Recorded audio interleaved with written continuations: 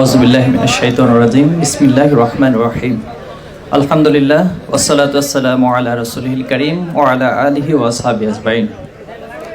বাংলাদেশের স্বাধীনতা সার্বভৌমত্বের অতন্দ্র প্রহরী, মেধাবীদের প্রিয় সংগঠন, আমাদের সকলের আবেগ ও ভালোবাসার যে সংগঠন বাংলাদেশ ইসলামী ছাত্র শিবির প্রাইভেট বিশ্ববিদ্যালয় শাখা পশ্চিম কর্তৃক আয়োজিত আজকের এই প্রেশার্স রিসেপশন এবং ক্যারিয়ার গাইডলাইন প্রোগ্রামের সম্মানিত সভাপতি প্রিয় ভাই জনাব রেজাউল করিম, আমাদের মাঝে উপস্থিত আছেন ইসলামী ছাত্র শিবিরের সাবেক কেন্দ্রীয় সভাপতি পরিকল্পনাবিদ সিরাজুল ইসলাম, অন্যান্য অতিথিবৃন্দ, সাংবাদিক ভাইয়েরা এবং আজকের প্রোগ্রাম যাদেরকে নিয়ে আয়োজন, নবীন শিক্ষার্থী ভাই এবং বোনেরা, আসসালামু আলাইকুম রহমতুল্লাহি ওয়া বারাকাতুহু।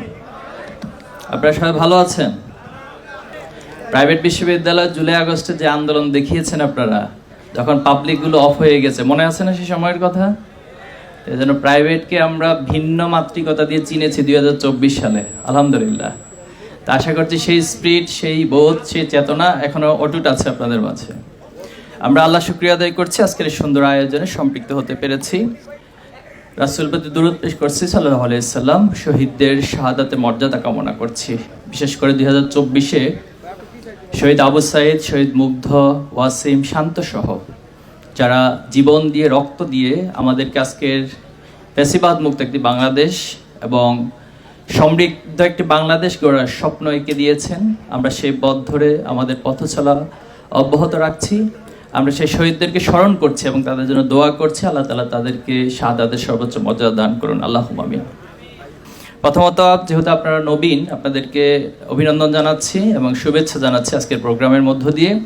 আপনারা যে স্বপ্ন নিয়ে এই ক্যাম্পাসগুলোতে এসেছেন, আপনাদের অনার্স লাইফ শুরু করেছেন, এই স্বপ্ন শুধুমাত্র আপনার একার নয়, বরং এই স্বপ্নর পিছনে আপনার বাবার স্বপ্ন রয়েছে, আপনার মায়ের স্বপ্ন রয়েছে, আপনার বড় ভাই অথবা বড় বোন অথবা ছোট ভাই ছোট বোন, পরিবারের প্রত্যেকটি সদস্যের স্বপ্ন রয়েছে। সবগুলো স্বপ্নকে বাস্তবায়ন করার জন্য আপনারা আপনাদের এই অনার্স লাইফ শুরু করেছেন। এই জন্য আমি শুরুতেই আপনাদেরকে শুভেচ্ছার পাশাপাশি দোয়া করছি আপনারা এই স্বপ্নের পথে অবিরাম হেঁটে যাবেন এবং সকলের স্বপ্নের প্রতি আপনারা সম্মান রেখে, আপনাদের কমিটমেন্টের জায়গা ঠিক রেখে সেই স্বপ্ন বাস্তবায়ন করবেন ইনশাআল্লাহ। দেখুন, প্রতিটি মানুষেরই একটি স্বপ্ন থাকে। আপনি নিজের কনসাস মাইন্ডের স্বপ্ন দেখেন, আবার সাবকনসাস বা আনকনসাসলি অনেক সময় অনেক কিছু স্বপ্ন দেখেন। স্বপ্নগুলো কি নিয়ে? যদি খুব সংক্ষিপ্ত পরিসরে বলি যে আমি সমাজে একটু সম্মানের একটা পজিশন চাই, যেটা আমার একাডেমিক জায়গা থেকে হোক, আমার প্রফেশনাল জায়গা থেকে হোক, এই বিষয়গুলো মানুষ স্বপ্ন দেখে। সমাজে অন্তত আমি সম্মানের সাথে বেঁচে থাকবো, আমার জীবিকা নির্বাহের যে উপাদানগুলো রয়েছে সেটা আমি ভালোভাবে অর্জন করব, এই বেসিক কিছু বিষয় মানুষ চায়। আবার ইন দ্য সেম ওয়েতে বাবা মায়ের স্বপ্ন, যেটা আমি শুরুতে বলেছিলাম, যে মানুষের মতো মানুষ হওয়া এবং প্রত্যেকটা সন্তান যেন তার বাবা মায়ের মুখ উজ্জ্বল করতে পারে, বাবা মাকে সম্মানিত করতে পারে, সন্তানের কাছে সেই স্বপ্নগুলো পিতামাতা দেখেন। এখন প্রসঙ্গ হচ্ছে যে আমরা প্রাইভেট বিশ্ববিদ্যালয়ে ভর্তি হয়েছি। প্রাইভেট বিশ্ববিদ্যালয়ে ভর্তি এক একজন একটা সাবজেক্টে এখানে পড়ছেন। এই পড়ার মধ্য দিয়ে আমাদের যেটা আপনাদের প্রতি অনুরোধ থাকবে, আপনারা সেই সাবজেক্টের সবচেয়ে সেরা ব্যক্তিত্ব হবেন, সবচেয়ে এক্সপার্ট হবেন। সবচেয়ে এক্সপার্ট হয়ে আপনি যখন নিজেকে প্রতিষ্ঠিত করতে পারবেন, তখন সমাজের যে চাহিদাগুলো বা আপনার যে স্বপ্নগুলো, যে প্রত্যাশাগুলো, এগুলো বাস্তবায়ন করা আপনার জন্য অনেক বেশি সহজ হয়ে যাবে। একটি প্রশ্ন আমি প্রশ্নোত্তর পর্বে বলেছি যে বিশ্ববিদ্যালয় আসলে কেন? বিশ্ববিদ্যালয় হচ্ছে এখানে আপনি চিন্তাশীল মানুষ তৈরি করবেন। বিশ্ববিদ্যালয় মানে হচ্ছে সেখান থেকে ইনোভেটিভ আইডিয়াগুলো জেনারেট হতে থাকবে সমাজের জন্য, রাষ্ট্রের জন্য। এবং আমাদের চতুর্পাশে যত সমস্যাগুলো আছে, সেই সমস্যাগুলো শুধু সমস্যা হিসেবে বয়ানের মধ্যে থাকবে না, সেটা সমাধানকল্পে আপনি একটা দিক নির্দেশনা সেখান থেকে দিবেন। এজন্যই মূলত বিশ্ববিদ্যালয়। কিন্তু বাস্তবতা হচ্ছে আমরা আমাদের টোটাল এডুকেশন সিস্টেমের কারণে সেই বিষয়গুলো খুব ভালোভাবে, খুবই ব্রড লেভেল থেকে করতে পারছি না, সেটা খুবই লিমিটেড ওয়েতে আমাদের জন্য হয়। জ্ঞানের জায়গা যদি আমরা বলি, জ্ঞানকে যদি আপনার প্রশ্ন করেন জ্ঞান আসলে কি, নলেজ কি? নলেজ হচ্ছে কিছু ইনফরমেশনের নাম। এখন ইনফরমেশন দিয়ে আপনি করবেনটা কি? ইনফরমেশনকে আপনি অ্যানালাইসিস করবেন। অ্যানালাইসিস করে আপনার ভিতরে একটা আন্ডারস্ট্যান্ডিং তৈরি হবে, একটা বুঝ তৈরি হবে, একটা বোধ তৈরি হবে এবং এই বোধের মধ্য দিয়ে আপনি সমাজের ভালো এবং মন্দকে পার্থক্য করতে পারবেন। তাহলে এই নলেজ, এই উচ্চশিক্ষা যাই বলি না কেন, দিন শেষে আমার কাছে একটা বিষয় আসছে, সেটা হলো আমার একটা বিবেকবোধ তৈরি হবে, আমি ভালো মন্দের পার্থক্য করতে পারবো, ঠিক ক্যাপাসিটি আপনি অর্জন করবেন। আপনি এই বিশ্ববিদ্যালয়ে এসেছেন, আপনি চাইলে এখানে পড়াশোনা করে সবচেয়ে ভালো রেজাল্টও করতে পারেন, আবার চাইলে আপনি বিভিন্ন জায়গায় আড্ডা দিয়ে আপনার সময়গুলোকে নষ্ট করে ফেলতে পারেন। সবই আপনার জন্য এখানে সুযোগ আছে। আপনি চাইলে এখান থেকে সবচেয়ে ভালো মানুষ হিসেবে বের হইতে পারেন, আবার সবচেয়ে খারাপ মানুষ হিসেবে বের হইতে পারেন। আপনি চাইলে ভালো বন্ধু বাছাই করে তাদের সাথেও চলাফেরা করতে পারেন, আবার চাইলে খারাপ কিছু বন্ধু বাছাই করে তাদের সাথে চলাফেরা করেও নিজেকে নষ্ট করে দিতে পারেন। আপনি চাইলে এখানে প্রতিদিন নামাজও পড়তে পারেন, এরপর হচ্ছে আল্লাহর বিধানগুলোকে পালনও করতে পারেন। আবার আপনি যদি চান তাহলে আপনি হচ্ছে নাটক, সিনেমা, বিভিন্ন অনৈতিকতার সাথে লিপ্ত হয়ে আপনি নিজেকে ধ্বংস করে দিতে পারেন। তার মানে হচ্ছে বিশ্ববিদ্যালয় একটি স্বাধীন পরিবেশ, এখানে আপনি আপনার মতো করে যেভাবে চাইবেন ঠিক সেভাবে করে নিজেকে গড়ে তোলার একটা সুযোগ রয়েছে। আমরা যখন প্রথম বিশ্ববিদ্যালয়ে এসেছিলাম তখন আমাদের বাবা মারা গ্রাম থেকে আমাদের জন্য দোয়া করে পাঠিয়ে দিয়েছেন। তো পাঠানোর পরে এখানে যখন এসেছিলাম, ছাত্র শিবির আমাদেরকে যে পরিবেশ দিয়েছিল, সেই পরিবেশের মধ্য দিয়ে আমাদের কাছে মনে হচ্ছে বা ফিল হচ্ছে এখনো পর্যন্ত যে আমাদের বাবা মা আমাদের প্রত্যেকের আত্মীয় স্বজনের যে স্বপ্নগুলো ছিল সেই স্বপ্নের দিকে ধাবিত হওয়ার জন্য যা যা পরিবেশ, আলহামদুলিল্লাহ আমরা সেটা পেয়েছিলাম। জুলাইতে প্রাইভেট বিশ্ববিদ্যালয়ের একটি বড় ভূমিকা ছিল, অনেক বড় অবদান ছিল। যখন পাবলিক বিশ্ববিদ্যালয় বন্ধ হয়ে গেছিল, আবু সাইদ সহ একদিনে 6 জন শাহাদাত বরণ করেছিল, তখন আমরা অনেকটা হতাশা কাজ করা শুরু করেছে আমাদের মাঝে, যে পাবলিক বিশ্ববিদ্যালয় যদি বন্ধ হয়ে যায়, সবাই যদি বাড়িতে চলে যায়, সবাইকে অনেকটা জোর করে বিশ্ববিদ্যালয় প্রশাসন হলগুলো ছেড়ে দিতে বাধ্য করেছিল। কিন্তু আমরা দেখেছি সে সময়ে প্রাইভেট বিশ্ববিদ্যালয়ের ভাই এবং বোনেরা আবাবিল পাখির মতো এসে সবাই একসাথে হয়ে গেল এবং সবাই এই আন্দোলনকে দাবানলের মতো চারিদিকে ছড়িয়ে দিল। এজন্য আমরা প্রাইভেট বিশ্ববিদ্যালয় ভাইদের জন্য দোয়া করছি, এবং যারা শহীদ হয়েছে, বিশেষ করে মুগ্ধ, ইয়ামিন, শাকিল, পারভেজ, শাহনাজ, অনেক ভাইরা শহীদ হয়েছেন, আমরা তাদের জন্য দোয়া করছি। এবং প্রাইভেট বিশ্ববিদ্যালয়ের এই ভূমিকাটা শুধুমাত্র জুলাইয়ের মধ্যে শেষ হয়ে যাবে না, আগামীর বাংলাদেশ বিনির্মাণের জন্য আপনারা আপনাদের এই ভূমিকাকে, সাহসিকতাকে, আপনাদের মেধাকে কাজে লাগাবেন, সে প্রত্যাশা আমরা করছি। পাশাপাশি জুলাই নিয়ে আমাদের ভিতরে কিছু ক্রেডিট অথবা ক্রেডিটের রাজনীতি আমরা দেখেছি। কেউ কাউকে অবদানকে স্বীকার করতে চায় না। ছাত্র শিবির শুরু থেকে বলে আসছে, আমরা এখনো বলছি যে আন্দোলনটা কোনো একক ব্যক্তির মাস্টার মাইন্ড অথবা একক ব্যক্তির পরিচালনায় হয়নি। এখানে সবাই নেতা ছিল, সবাই কর্মী ছিল, সবাই শহীদ হওয়ার তামান্না নিয়ে সেখানে গিয়েছিল।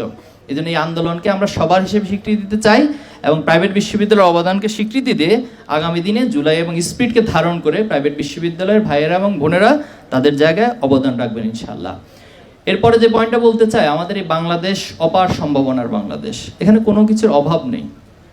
এখানে অভাব হচ্ছে নৈতিকতার অভাব, এখানে অভাব হচ্ছে ভালো নেতৃত্বের অভাব। আজকে দেখেন আমাদের যে পরিমাণ হিউম্যান রিসোর্স রয়েছে, এটা একটা দেশকে উন্নত করার জন্য অনেক অনেক বড় ভূমিকা পালন করতে পারে, কিন্তু সেই হিউম্যান রিসোর্সকে আমরা যথাযথভাবে কাজে লাগাতে পারছি না। আমাদের কত চমৎকার বিশ্বের সবচেয়ে বড় ম্যানগ্রোভ ফরেস্ট আমাদের আয়ত্তে রয়েছে, সবচেয়ে বড় সি বিচ আমাদের আয়ত্তে রয়েছে, আমাদের ব্লু ইকোনমি জোন রয়েছে, এখানে হিউজ পরিমাণ মাছের প্রজাতি রয়েছে। একটা গবেষণা উঠে এসেছে যে প্রায় 800 মিলিয়ন মেট্রিক টন মাছ এখান থেকে উৎপাদন করা সম্ভব, যার মূল্য দাঁড়ায় হচ্ছে 3,00,000 কোটি টাকা। প্রশ্ন হচ্ছে এই বিষয়গুলো নিয়ে কে ভাববে? কারা এই ব্লু ইকোনমিকে কাজে লাগানোর জন্য এই স্বপ্নগুলো দেখবে? এগুলো বাস্তবায়নটা কারা করবে? এটা একটা বড় প্রশ্ন। আমাদের মৌলভীবাজারে আপনারা অনেক আগে শুনেছেন কিনা জানি না, শুনে থাকবেন যে সেখানে ইউরেনিয়ামের একটা খোঁজ পাওয়া গিয়েছে। ইউরেনিয়াম আছে, এটা দিয়ে মানে অনেক বড় কিছু করা সম্ভব পারমাণবিক জায়গা থেকে। অথচ এটা নিয়ে আমাদের দেশের বাহিরের যারা আছে, হিলারি ক্লিন্টন 2012 সালে বাংলাদেশে এসেছিলেন, তিনি এসে বলেছেন বাংলাদেশের দুইটা জায়গা আমাদের জন্য খুবই গুরুত্বপূর্ণ। একটা হলো সেন্ট মার্টিন, আর একটা বলা হয়েছিল মৌলভীবাজারের যে কুলাউড়া পাহাড়, সেটার বিষয়ে বলা হয়েছিল। তা আমাদের দেশের বাহিরের লোকজন আমাদের দেশের ছোট্ট ছোট্ট জায়গাগুলোর দিকে নজর আছে, এখানকার যে একটা রিসোর্স রয়েছে সেটার দিকে নজর আছে, কিন্তু আমাদের রাজনীতিবিদদের কোনো নজর নেই। আমাদের রাজনীতিবিদরা এটা নিয়ে কখনো ভাবে না। আমি মাঝখানে মালয়েশিয়া গিয়েছিলাম, একটা খালের মধ্যে আমাদেরকে নৌকার ভ্রমণের জন্য নামাইছেন। তো দেখলাম যে এটা খুব চমৎকার, ভালো। তা আমি তখন বসে বসে কল্পনা করতেছি আমাদের বাংলাদেশের প্রত্যেকটা গ্রামে গ্রামে অথবা প্রত্যেকটা ইউনিয়নে এভাবে খাল রয়েছে, আর নদী তো পুরো বাংলাদেশে এমনভাবে বিস্তৃত রয়েছে, আমরা যদি এই নদীগুলোকে, এই খালগুলোকে যথাযথ কাজে লাগাতে পারি, তাহলে বাংলাদেশ বিশ্বের সেরা একটা পর্যটন কেন্দ্রে পরিণত হতে পারে। আমাদের দেশে বুড়িগঙ্গা আছে, ইন দ্য সেম ওয়েতে আপনি ইউকে লন্ডনের দিকে তাকান, তারা তাদের সেই নদীগুলোকে কি চমৎকারভাবে ডিজাইন করেছে। তা আমাদের নদী তো নদী, বাট তাদের প্ল্যানার রয়েছে, তাদের স্বপ্ন দেখার মানুষ রয়েছে, আমাদের এখানে স্বপ্ন দেখার মানুষ নাই। আমাদের এখানে রাজনীতিবিদরা হচ্ছে কাদা ছোড়াছড়ি করবে সারাদিন, আর হচ্ছে আরেকজনকে গালি দিয়ে কিভাবে বক্তব্য দিবে এসব নিয়ে চিন্তা করে। আপনি কোনো রাজনীতিবিদদের বক্তব্যের মধ্যে এই সম্ভাবনাগুলোকে কোনোদিন খুঁজে পাবেন না, যে এত এত সম্ভাবনা আমাদের দেশে রয়েছে। এর জন্য কারা করবে এটা? আপনাদেরকে করতে হবে। আপনাদের কাছে করার জন্য আমাদের এই আয়োজন, আমরা আপনাদের কাছে তুলে ধরছি যে এই বাংলাদেশের এই রাজনীতি সবকিছুকে পরিবর্তন করে এই সম্ভাবনাগুলোকে আমাদেরকে কাজে লাগাতে হবে। আমার সর্বশেষ পয়েন্ট, আল্লাহ তাআলা আমাদেরকে দুনিয়াতে পাঠিয়েছেন, আমরা কি দুনিয়াতে আজীবন থেকে যাব? কতদিন থাকবো সেটাও কেউ জানি না, কতদিন থাকবো, কিন্তু যেতে যে হবে এটা সবাই নিশ্চিত জানি, বা টাইম ডেট এটা কেউ জানি না। তাহলে একটা নিশ্চিত গন্তব্যের দিকে আপনাকে আমাকে যেতে হবে। কুল্লু নাফসিন যায়কাতুল মাউত, প্রত্যেক মানুষকে মৃত্যুর স্বাদ গ্রহণ করতে হবে। দেখুন, পৃথিবীতে অনেকে অনেক বড়ত্ব প্রকাশ করেছে, অনেক ক্ষমতা দেখিয়েছে। ফিরাউন ক্ষমতা দেখিয়েছে, নমরুদ ক্ষমতা দেখিয়েছে, হামান কারুনরা ক্ষমতা দেখিয়েছে, আদ জাতি সামুদ জাতি তারা ক্ষমতা দেখিয়েছে। আমাদের বাংলাদেশে একজন অনেক ক্ষমতা দেখিয়েছে। কিন্তু দেখুন একটা কথা, এত ক্ষমতা এত বড়ত্বের পরেও পৃথিবীতে এখনো কোনো মানুষ দাঁড়িয়ে কথাটা বলতে পারেনি যে আমি মৃত্যুবরণ করব না। বলতে পারছে কেউ? এটা পারবে কেউ? সুযোগ নেই। তাহলে সে মৃত্যু আল্লাহ কেন সৃষ্টি করেছেন? আল্লাহ তাআলা যেটা বলছেন, আল্লাযী খলাকাল মাউতা ওয়াল হায়াতা লিয়াবলুয়াকুম আইয়ুকুম আহসানু আমালা। আল্লাহ তাআলা এই জীবন এবং মৃত্যু সৃষ্টি করেছেন যে আল্লাহর আমলের ক্ষেত্রে, নেক আমলের ক্ষেত্রে সবচেয়ে বেশি কে অগ্রগামী সেটা পরীক্ষা করতে চান। এখন আমাদের আমলগুলো আমরা কি করছি? প্রতিদিন 24 আওয়ার্স যা করি সবকিছুই আমাদের আমল। এবং কোরআনে আল্লাহ তাআলা বলছেন, কিরামান কাতিবিন ইয়ালামুনা মা তাফআলুন, তোমরা যাই করো আমার কিরামান কাতিবিন সম্মানিত লেখক সেটা লিপিবদ্ধ করছেন, এবং কাল কিয়ামতের মাঠে আমাকে এই লিপিবদ্ধ কিতাব পাঠ করতে দেওয়া হবে। আজকে আমরা এখানে যারা মুসলিম আছেন, আপনাদের প্রতি অনুরোধ থাকবে, আল্লাহ তাআলা আমাদেরকে যে জন্য পাঠিয়েছেন আল্লাহর গোলামি করতে, এই গোলামির পথ থেকে যেন আমরা দূরে সরে না যাই। এখন গোলামি কতটুকু করবেন? কিছু মানলাম, কিছু মানলাম, আমি নামাজও পড়লাম, আবার নামাজ থেকে বের হয়ে অনৈতিকতার সাথেও জড়িত হয়ে গেলাম, মিথ্যা কথা বললাম, গীবত করলাম। আমি নামাজও পড়লাম, আমি আমার যখন জবে যাব, আমার যখন কর্মক্ষেত্রে যাব, সেখানে দুর্নীতি করে একটা রাষ্ট্রকে, একটা সমাজকেও নষ্ট করে দিলাম। সবই করতেছি। কিন্তু এজন্য আল্লাহ বলছে, আফাতুমিনুনা বিবাদিল কিতাব ওয়া তাকফুরুনা বিবাদ। কি হলো? কিছু মানো আর কিছু মানো না। এজন্য ইসলামের নীতিমালা হতো উদখুলু ফিস সিলমি কাফা। আমরা আপনাকে সে আহ্বান জানাবো যে আহ্বান আল্লাহ তাআলা জানিয়েছেন। এখন আপনি যদি আল্লাহর গোলামি না করি, আল্লাহর কি কোনো ক্ষতি হয়ে যাবে? বলতে পারেন যে ভাই আল্লাহর তো ক্ষতি হয়ে যাবে, আমি বললাম না, পরে আমি যদি আল্লাহর গোলামি না করি, আমি যদি নেক আমল না করি, ক্ষতিটা আমার হয়। সূরা আর রহমানের মধ্যে আল্লাহ তাআলা বলছেন, ইয়া মা'শারাল জিন্নি ওয়াল ইনস ইন ইসতাতাতুম আন তানফুযু মিন আখতারিস সামাওয়াতি ওয়াল আরদ ফানফুযু লা তানফুযুনা ইল্লা বিসুলতান। যে এবং মানুষ এবং জিন, তোমাকে আমি সৃষ্টি করেছি আমার গোলামি করার জন্য, নেক আমল করার জন্য, ভালো কাজ করার জন্য। এখন তোমার যদি আমার এই ভালো কাজ ভালো না লাগে, আমার এই কথাগুলো ভালো না লাগে, ফাংফুজু, তুমি বের হয়ে যাও। কোথায় বের হবা? লা তানফুযুনা ইল্লা বিসুলতান। আপনি পৃথিবীর যেখানেই যাবেন, আল্লাহর রাজত্বের বাইরে যাওয়ার সুযোগ আছে আপনার? কোনো সুযোগ নেই। এর জন্য আমাদের করণীয় হচ্ছে আল্লাহর এই গোলামির মধ্য দিয়ে আমরা আমাদের নিজের জীবনকে গড়ে তুলবো।